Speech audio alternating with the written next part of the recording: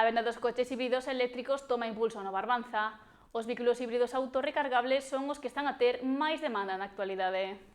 O 2026 está a ser un ano destacado no referente á venda de vehículos. Os concesionarios do Barbanza están a rexistrar un elevado volume de compras de novos automóviles e os coches híbridos eléctricos comezan a repuntar. Acabamos de celebrar este fin de semana a 7ª feira do automóbil híbrido e eléctrico, xa unha feira que está consolidada, única aquí no Barbanza, como digo, é a 7ª edición, e efectivamente fixemos unhas vendiñas e foi moi ben o fin de semana, en consonancia con todo como vai o trimestre, como vai o mes e sobre todo como vai o ano. Van crecendo as ventas, vamos tendo datos positivos e vamos avanzando. Sempre hai consultas antes de que os compradores se decidan a mercar un coche híbrido ou eléctrico, aínda que nos últimos tempos a hibridación está a ter máis mercado. Aínda que todo está tirando á electrificación, o que non significa que o eléctrico 100% sea o máis vendido, aínda que tamén sigue en auxe, o que máis se está vendendo é o híbrido sin ninguna dúda, con respecto ao 100% eléctrico ou o híbrido enchufable. O vehículo híbrido é o que máis se está demandando, un pouco porque tamén os precios son máis comedidos,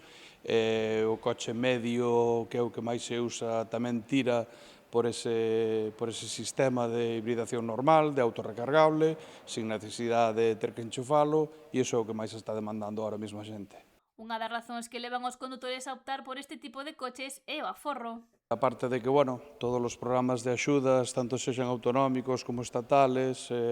estamos indo por ese camiño do cambio ao vehículo eficiente, ao vehículo ecolóxico, ao mesmo tempo para o usuario pois é menos consumo e todo se traduce nunha mellora, claro. Outro factor que está a impulsar a venda do coche eléctrico é o incremento de puntos de recarga na zona, aínda que polo momento a maioría están impulsados polas estacións de servizo. Por desgracia, a rede de puntos de recarga está indo un pouco por atrás da demanda, pero esa demanda tamén está impulsando que cada vez vaya medrando, aínda que nós sempre abogamos que deberan de incrementarse os puntos para poder ter ao mesmo tempo máis demanda, pero, bueno, o mercado vai crecendo e, lógicamente, a xente vai demandando máis puntos de recarga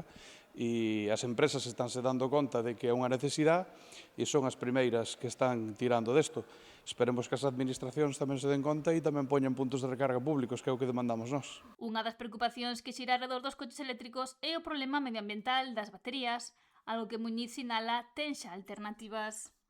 Hai programas xa desde hai moitos anos, incluso os propios fabricantes europeos dándolle segundas vidas a esas baterías, tanto de almacenamento de enerxía como de almacenamento incluso hasta pensando en ciudades tipo ecológicas, é dicir, xa hai tempo que eses produtos van a ter unha segunda vida, non é unha reciclaxe que as baterías desaparecen e que son supercontaminantes, porque xa digo, estáse buscando solución xa desde hai anos e esos produtos todos van a ter unha segunda vida, sin problema.